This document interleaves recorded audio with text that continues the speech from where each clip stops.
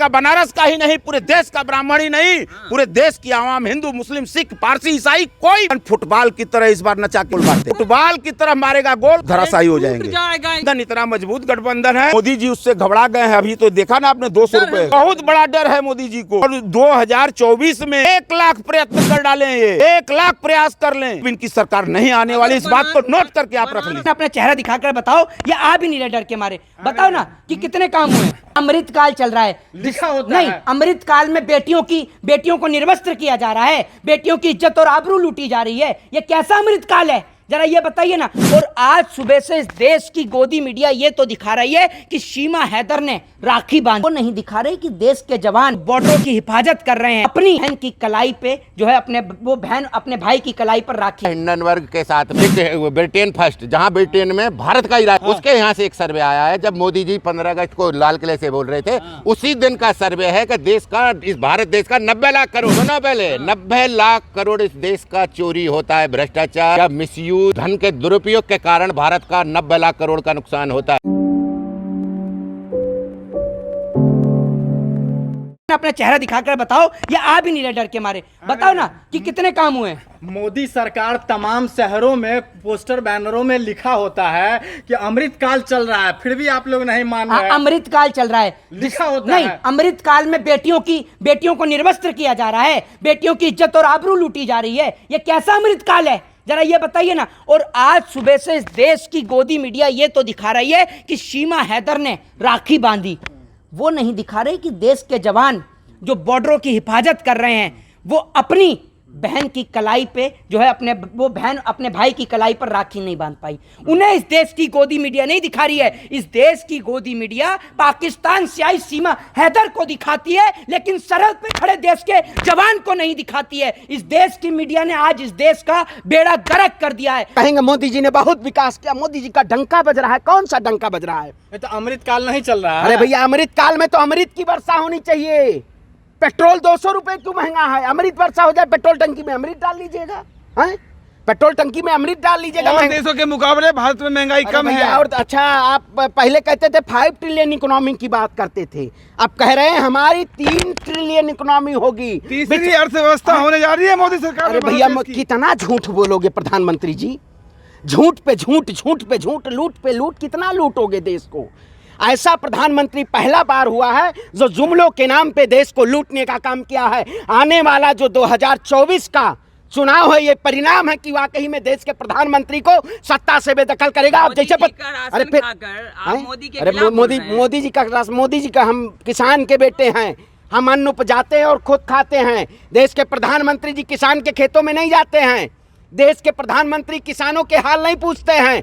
वो इस देश का एक ही नेता है, राहुल गांधी, जो जाके जन जन की आवाज बन के जन जन की आवाज की मुद्दों को उठाने का काम करता है। और उसको आपने किस किस नाम से संबोधन किया? जो 6000 जो सालाना दिया है किसानों को, ये दिया नहीं है? 6000 किसान सम्मान निधि। हाँ, तो दे नहीं रहा किसान सम्मान निधि है। अरे भैया, हमारे धान का मूल्य 6 रुपए रखेंगे, किसानों को MSP मिल रही है, डीजल अनुदान दे रहे हैं, डीजल पेट्रोल अनुदान दे रहा है। आप कहेंगे इलेक्ट्रिसिटी फ्री है। इस देश में जाइए, किसानों की हालत पूछिए।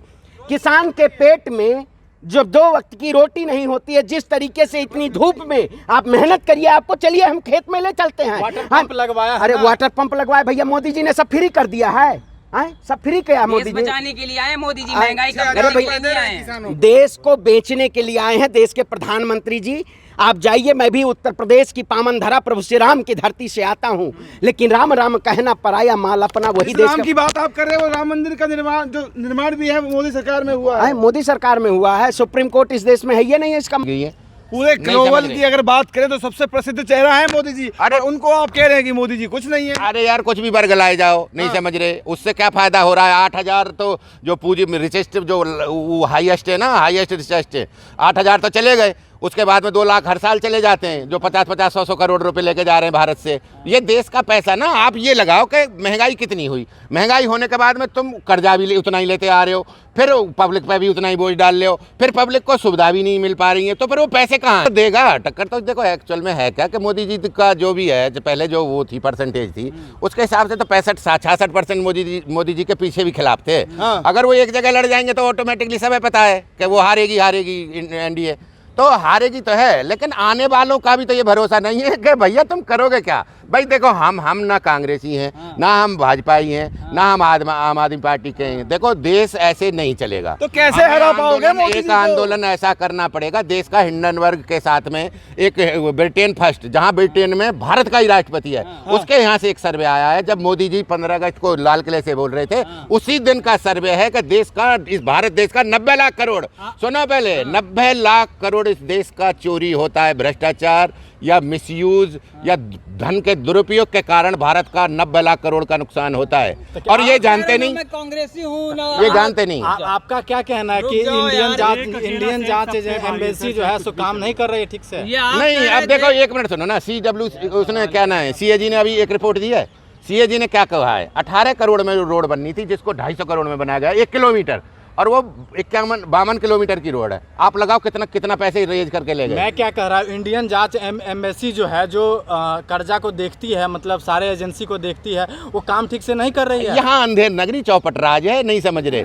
और जो सिस्टम है ना, जिसके सिस्टम में जो हाथ आ रहा है, वो खुला खेल फर्रुखाबादी है। कोई नहीं देख रहा है, पटवारी क्या कर रहा है, जेई क्या कर रहा है, एई क्या कर रहा है, एक्शन ने क्या कर दिया, विधायक क्या कर दिया, MP क्या कर दिया, किसी को कोई मतलब नहीं है। सबको मतलब है मेरी सीट बचे, फिर मेरी गद्दी आए। अब गद्दी ही आ जाए, इनको सबको अपनी गद्दी ही चाहिए। और ये सिस्टम अब से ज़्यादा लागू हुआ। पहले क्या था, हमारे बड़े बुजुर्ग बताते थे कि जो भिखमंगा होता है और जो व्यापारी होता है, उससे देश से प्यार नहीं होता। व्यापारी का मतलब क्या होता है, जैसे मैं व्यापारी हूँ, अब मैं कोई चीज़ को, रोड को बना रहा हूँ, आपको पता है 10 करोड़ मुझे गवर्नमेंट दे रही है। 10 करोड़ में मैं 10 लाख के तारकोल कम डाल के उसकी उम्र को आधी कर देता हूँ, आधी ना और तिहाई कर लेता हूँ। तो इसका मतलब व्यापारी उसका वो नहीं है।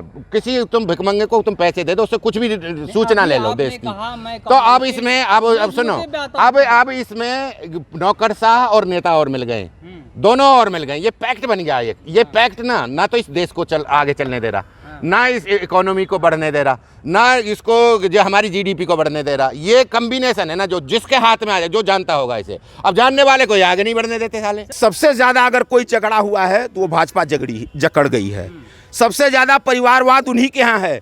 पहले अगर उनके अंदर सोच हो तो अपने घर में दृष्टि डाल लें और देख लें, अपने घर की गंदगी को दूर करें, उसके बाद दूसरे को नसीहत देने का काम। आएंगे तो मोदी जी लाल किले से कहा है 24 में फिर आऊंगा, लिख कर रखो। लाल किले के प्राचीर से उन्होंने जो 15 अगस्त को भाषण दिए हैं, उसका वो इतना निचले स्तर का उन्होंने भाषण दिया है कि पूरे विश्व में थू-थू हुई है। अभी वो दक्षिण अफ्रीका गए थे, वहाँ की हकीकत चूंकि आप यहाँ की मीडिया नहीं दिखला पा रही है, लेकिन जो चीजें आई हैं सामने उसको आप भी जानते हैं कि वहाँ कितना इनका पुरजोर विरोध हुआ है। तो ये बनारस का ब्राह्मण क्या मोदी जी को दोबारा नहीं लाएगा? एकदम कतई नहीं लाएगा। बनारस का ही नहीं, पूरे देश का ब्राह्मण ही नहीं, पूरे देश की आवाम, हिंदू, मुस्लिम, सिख, पारसी, ईसाई, कोई। हाँ, ये बहुत महत्वपूर्ण विषय आपने उठाया कि किस दावे के साथ कर रहे हैं। चूंकि मोदी जी और भाजपा, चूंकि ये एक सामंतवादी सोच के ये नायक ये लोग हैं।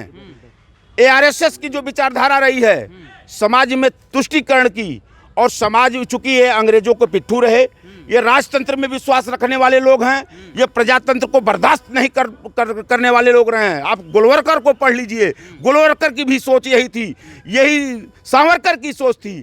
और मोदी जी उसी सोचों को आगे बढ़ाते हुए इस देश में अपने को राजा मानकर राजतंत्र लागू करना चाहते हैं। गठबंधन में इतनी ताकत है, मोदी जी को रोक लेंगे। इंडिया गठबंधन फुटबॉल की तरह इस बार नचा के गोल मार देगा, फुटबॉल की तरह मारेगा गोल, और मोदी जी धराशायी हो जाएंगे। जाएगा इंडिया गठबंधन। कहीं आपको भ्रम है कि इंडिया गठबंधन टूट जाएगा। इंडिया गठबंधन इतना मजबूत गठबंधन है कि मोदी जी उससे घबरा गए हैं। अभी तो देखा ना आपने 200 रुपए, बहुत बड़ा डर है मोदी जी को।